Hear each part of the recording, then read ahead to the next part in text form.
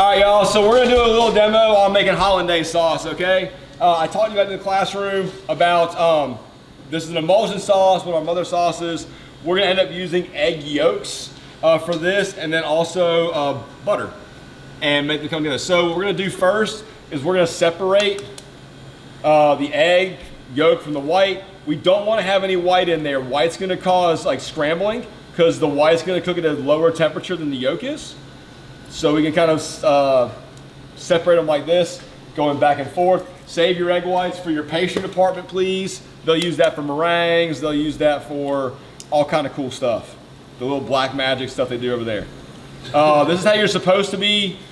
They teach you to do this all the time, to separate egg whites, is by using the eggshell. The eggshell does cut through the albumin in this. So if you ever get an eggshell when you're cracking eggs, use the eggshell to go into it and scoop it out. It's a lot easier. If you use your finger, you're gonna be chasing it around and you're gonna feel like a big dummy because it's gonna keep running away from you.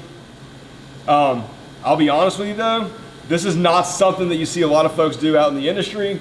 It just takes a lot of time. Most of the time we're gonna do crack it through our fingers. Glove fingers, all right, never touch it with your bare hands, but gloves will have it kind of like just drop through. There we go. Now there's a little bit, if you can see can y'all see back there in the mirror? It's fogging up. Is it fogging up? Oh, yeah. This is amazing. The whole thing is? About half of it. With the boiling water under it. Only the part of the boiling water? Yeah. Got it. All right, so.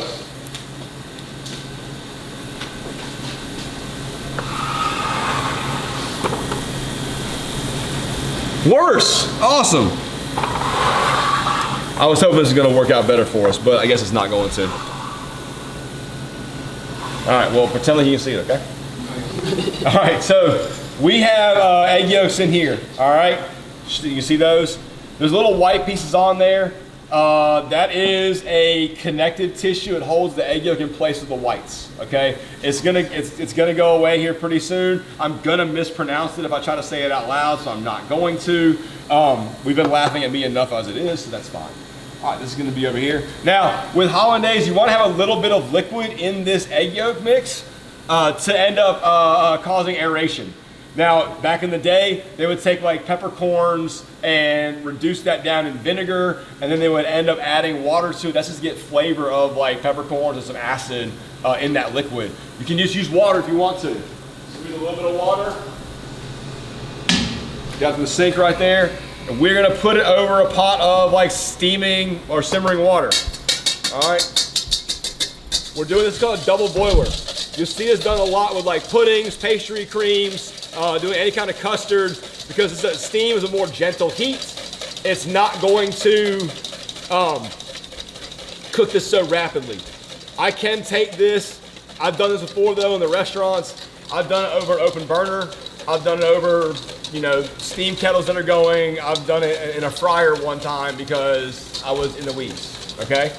If you're trying to get heat on the bottom of this bowl to then cook these egg yolks. But we're gonna keep whisking, and if you can see past the steam, there's like foam starting to show up. This is that aeration. I'm incorporating air into this, okay? I've got here the whisk, all right? This is a real thin wire whisk. It's not a whip. The real thick wire whip is not gonna add enough air to this, okay? Everyone likes to say in pastry, all the culinary kids in pastry class are like, well, we didn't need to know that ever. Hey, guess what? You do right now, okay? So I'm gonna kind of go off and on the heat with this. I'm gonna heat this bowl up a little bit and then kind of come off again.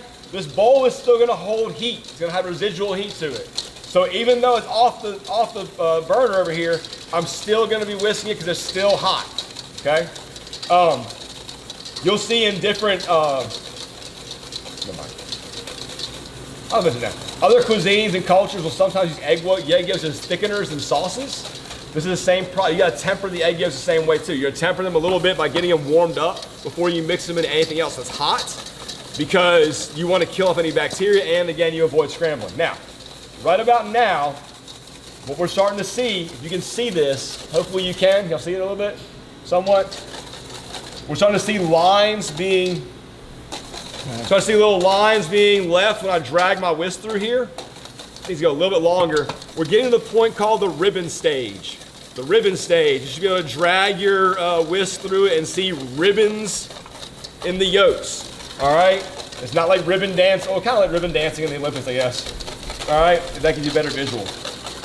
What that means is that my egg yolks are tempered, okay? And so they will no longer get me sick.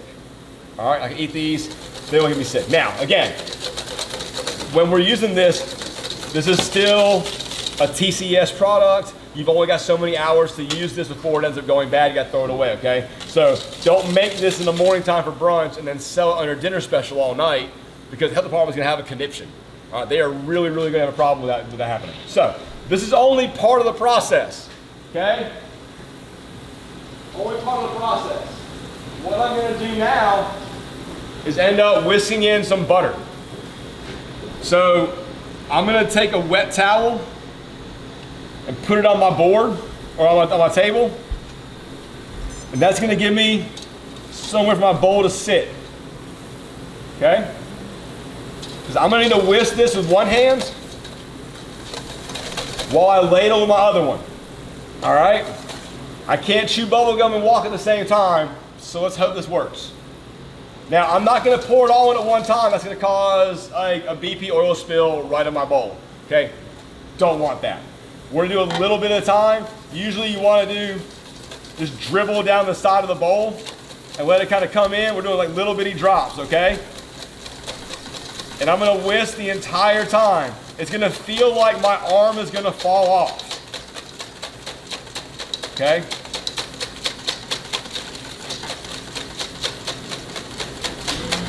Keep going. We're going to be here for a minute. Now, we've got 5 egg yolks in this bowl. Each egg yolk can emulsify with 3 ounces of butter. So 5 times 3 is 15. So I should be able to get 15 ounces of butter in here. Did I weigh it out? No, this is the butter we clarified yesterday. We clarified a whole bunch of it. I didn't weigh it, or Tuesday. So I didn't weigh it all out. So I got a 4-ounce ladle in my hands.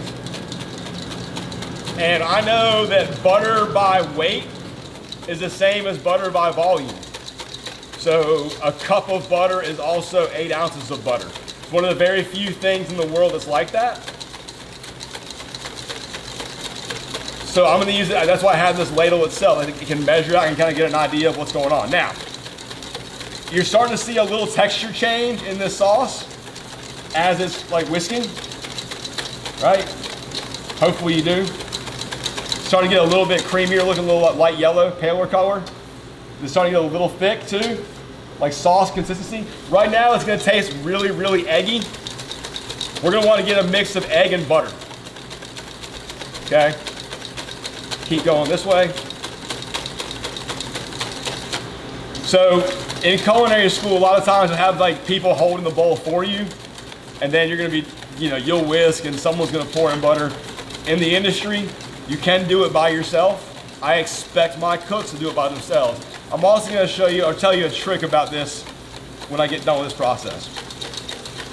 One of the things I'm doing while I'm whisking this is I'm making sure everything is incorporated. If I add too much butter at one time, what's going to happen is there's going to be a separation. The butter is going to separate almost immediately from the egg yolks. It's going to look like cottage cheese in the worst way. The face you're all making is the correct face to make. That means something's gone terribly wrong, okay? Now, what happened? Why is that happening? Either your butter's too hot or you're not mixing it fast enough to mix it in, okay? That's an important thing to note when I tell you a couple little tricks you got going on here pretty soon. You can fix that, but it's gonna involve tempering more egg yolks and then whisking your broken sauce into it. There's no nice, easy way to fix it, okay? Some folks are like, well, just put it in a blender and blend it all up. Yeah, that will get everything really nice and uniform, broken pieces. It'll still be broken. Grainy.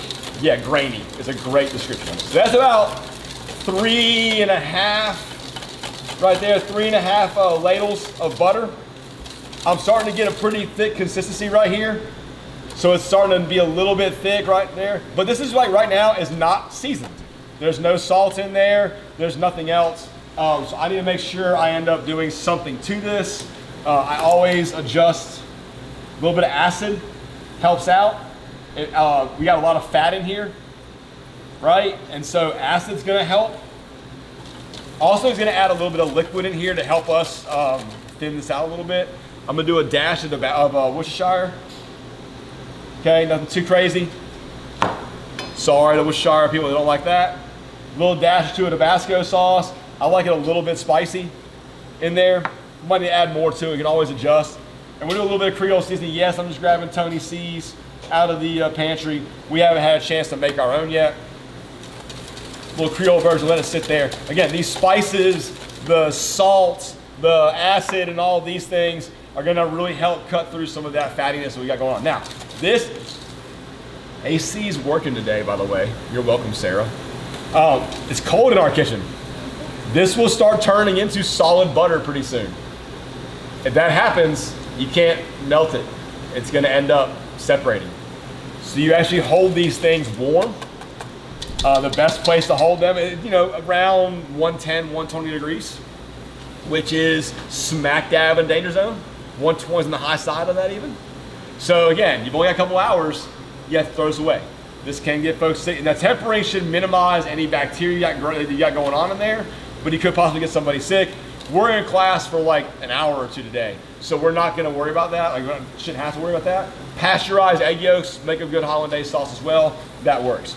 So we're gonna put that up here. We're gonna cook off. We're gonna do a little poached egg. So we got water in a simmer. This is gonna be fun for y'all to see.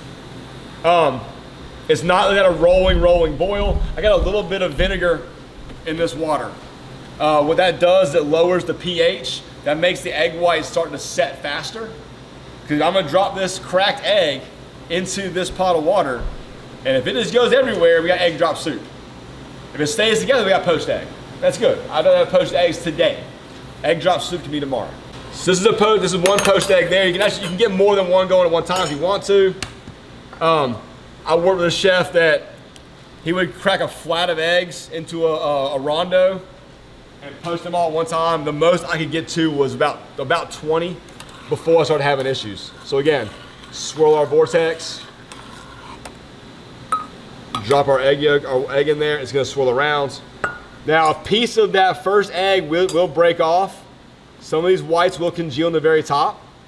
You can just pull those out. They don't look that pretty. You can get rid of them. But the first one, how to check for doneness. We want our white to be set. We want our yolks to be runny.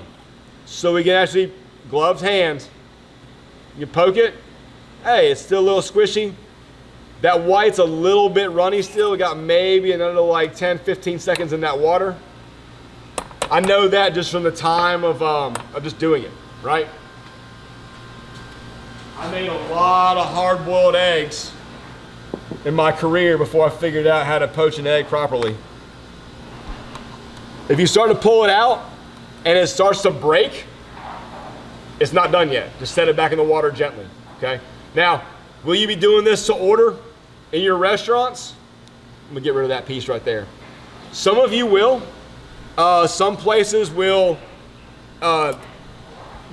cook them like this and then shock them in an ice bath and re-warm them in warm water during service. Have a warm water on the flat top or heat them that way. That does work. You gotta be very, very careful when you're doing them in bulk that way. And a lot of folks are using those combi ovens that we have nowadays, and they're setting them at a certain temperature and they're poaching them in combi ovens in the shell. That works. You can crack them out of the shell. They got a little membrane on the outside, so you got to crack them through like a slotted spoon, and then it'll come right out of there. But we've got poached egg,